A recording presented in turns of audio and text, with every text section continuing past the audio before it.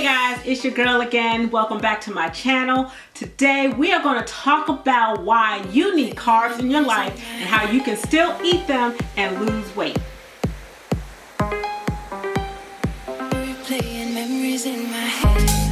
Low carb diet, no carb diet. Oh my gosh, I love bread. I love cakes, cookies, and candy. Why can't I drink a soda a day and still lose weight? White rice, really? Okay guys, so let's start talking about this whole carb thing, okay? Because I have heard and I've read articles and all kinds of things about people doing no carb diets, low carb diets, and while you will lose weight, just eliminating carbs altogether, let me share with you why you don't necessarily want to do that and why carbs are actually good for you and you need them in your life. First and foremost, carbs equal energy. That means your body pulls from the carbs that you consume so that you can go on with life. That means it helps fuel your walking, your thinking, all kinds of things. And also, other benefits of carbs, it helps with your mood, and it also helps keep you active so that you burn fat. So you need carbs in your life, but not all carbs are the same. So these are the three things you should consider when you incorporate carbs in your diet. The quality of the carb, the timing of the carb, and the quantity of the carbs. Let's start with quality carbs. What are quality carbs? Simply put, quality carbs are complex carbs, which means when you consume them, they don't just stay in your body for about an hour and then all of a sudden you are ravenous and hungry an hour later.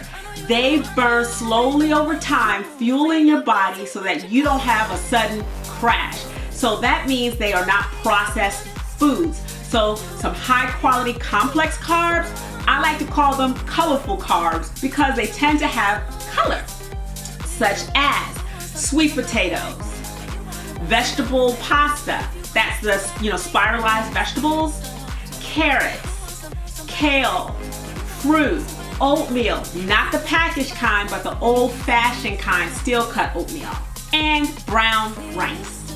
Those are considered high-quality carbs because they will help fuel your body and give your body the nourishment that it needs to perform your activity throughout the day.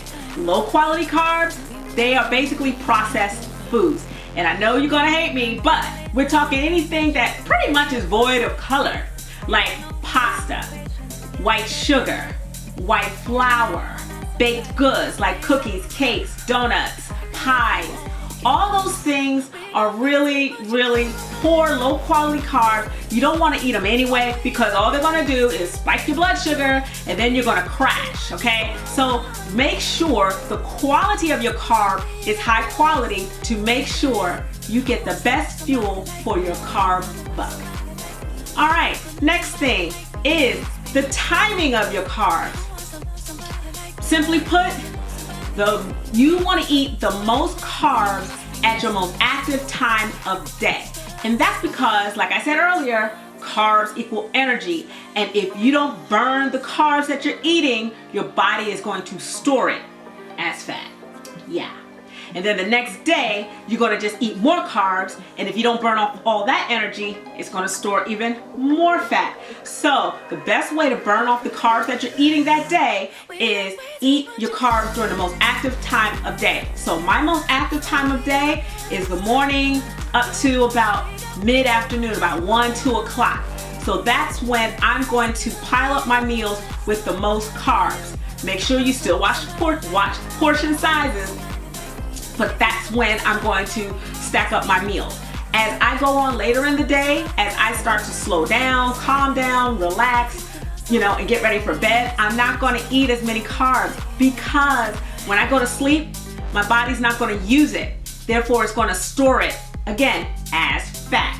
And you don't want that, okay? So make sure you front load your day with more carbs in your meals, and as your day progresses and as you become least active, cut back on the carbs in your meals. Last but not least, you want to think about the quantity of carbs. All right, portion size, I swear, it has gotten out of control. You go to restaurants, they give you meals. I swear you can eat them for 3 days. So poor people, we have a distorted thought around what real portion size is. And if you were to dare look at the back of the package of whatever you're eating and look and see what they recommend as the portion size, you would probably figure out that you're probably eating 2 to 3 times that portion size, which means you're eating more carbs, you're not burning off the energy, and you're storing it, again, as fat. So you want to watch your portion sizes as it relates to carbs. So what I mean by that, your carb should be about this size on your plate, okay? So about 1/4 on your plate. You want half of your plate about greens, fresh produce, 1/4 or so of your protein, and 1/4 or so of your carbs. And that's just, as you get later on in the day, that's really like a dinner portion. But for breakfast, having a bowl of steel cut oatmeal with some blueberries on top and some strawberries, excellent carb source. It will keep you full. Grandma knew what she was talking about. But you want to make sure that you stick to the portion size and that you don't pile up your plate with extra carbs. Or when you go, when you come home from work, you don't want to eat a full bag of chips. If you gotta have the chips, stick to the portion size. A lot of times they count how many chips you should have that equals the calories. So they might say 5 chips equals 250 calories. Now, if you feel that those 250 calories are worth it, go for it, but only get 5 chips. You want to watch your portion size with this because a lot of times we overpile our plate.